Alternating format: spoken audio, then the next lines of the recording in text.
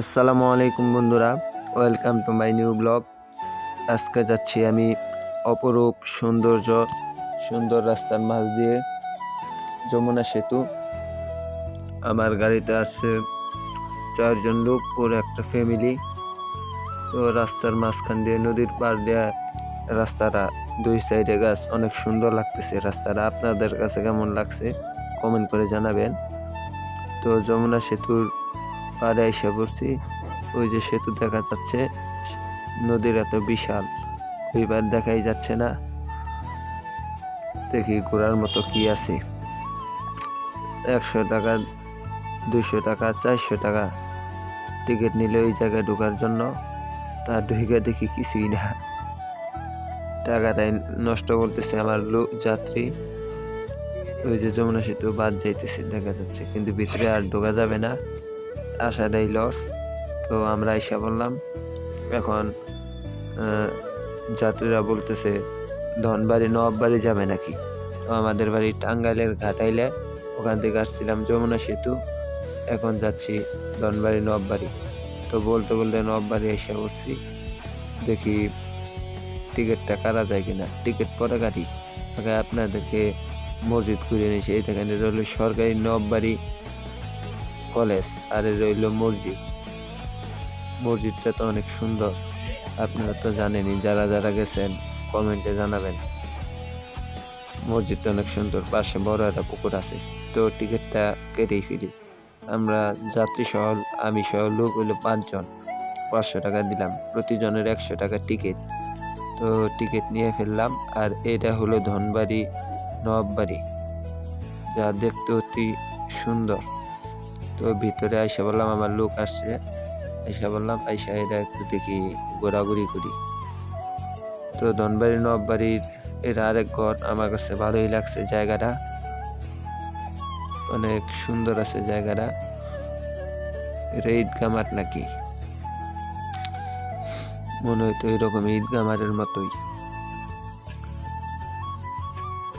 তো দেখি ভিতরে ঢুকে দেখি কি কিছু আছে কিনা। আয়নায় আমাকে দেখা যায়, আয়নাটা তো ভালোই আছে। আবার বাইরে এসে পড়লাম। ঘোরাঘুরির মতো তেমন একটা ভালো জায়গা এটা হতে পারে।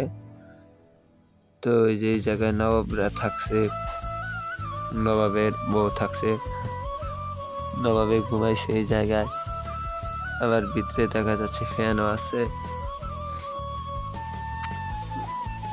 ভালোই আছে নবাব বাড়িটা। বসার জায়গা আবার কাদা দিয়ে দিছে কেন, মানুষ বসে দিকা। ও, নবাবে আবার এসিও ব্যবহার করছে নাকি, এসির পাইপ দেখা যাচ্ছে। তখনকার যুগে এত উন্নত ছিল নবাব বাড়ি, বাহ। আবার ফ্রিজও আছে, নবাবে ফ্রিজে ব্যবহার করতে, খুব ইন্টারেস্টিং ব্যাপার। যাই হোক, তো ভিতরে আসলাম পিছনের দিক থেকে। ওই জায়গায় তো গাছগাছালি বাগান ছাড়া আর তো কিছুই নেই। তো এই জায়গায় ঘোরার মতো কিছু নাই। আবার বাইরে চলে যাইতে হবো, বাইরে চলে যাই নাকি, বাইরের দিকে বাইর হয়ে পড়ি।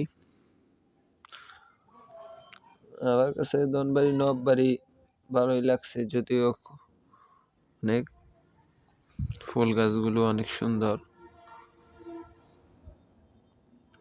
তো আপনারা ওই দেখেন, আবার এই জায়গায় জোড়ায় জোড়ায় প্রেম, শালা, আর আমি খালি একাই সিঙ্গেল রয়ে গেলাম। যাই হোক, আপনারা ব্লগটি এনজয় করতে থাকেন।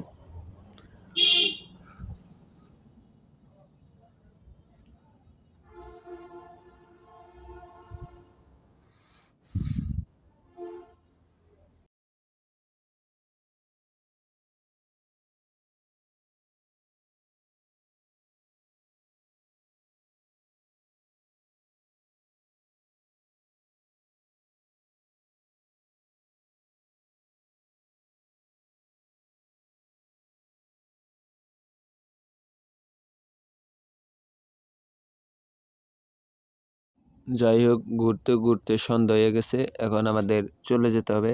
আপনাদের নবাববাড়ির মসজিদটা আবার দেখিয়ে দিয়ে, রইল কবরস্থান নবাববাড়ির, আর রইল মসজিদটা অনেক সুন্দর। তো এখন চলে যাব। ঘারেলের উদ্দেশ্যে। আপনারা আমার জন্য দোয়া করবেন। আর দেখা হবে নতুন কোনো ব্লগে।